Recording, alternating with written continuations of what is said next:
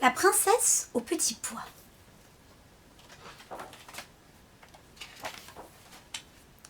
Il était une fois un prince qui voulait épouser une princesse. Mais il fallait que ce soit une véritable princesse.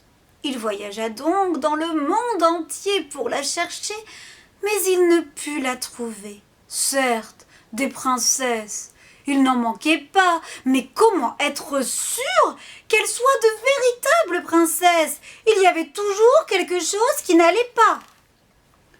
Finalement, le prince rentra chez lui tout chagrin. Il aurait tant aimé trouver une véritable princesse. Un soir, un orage éclata.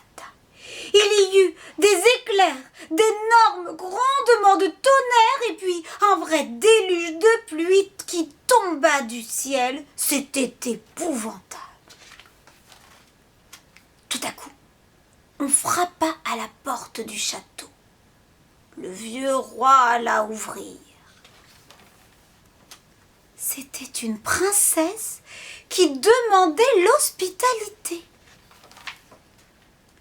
Mais, bonté divine, de quoi avait-elle l'air ainsi trempée jusqu'aux os? Ses cheveux étaient ruisselants et l'eau qui coulait de ses vêtements venait s'égoutter sur la pointe de ses souliers pour en ressortir par les talons. Et avec ça, elle prétendait être une véritable princesse. C'est ce que nous allons voir, pensa la vieille reine. Mais elle ne dit rien et se rendit dans la chambre destinée à la princesse. Elle retira toute la literie et posa un petit pois sur le sommier. Puis elle étendit 20 matelas par-dessus le petit pois. Et par-dessus les 20 matelas, encore 20 duvets. Voilà comment elle prépara le lit de la princesse. Le lendemain, on demanda à la princesse comment elle avait dormi.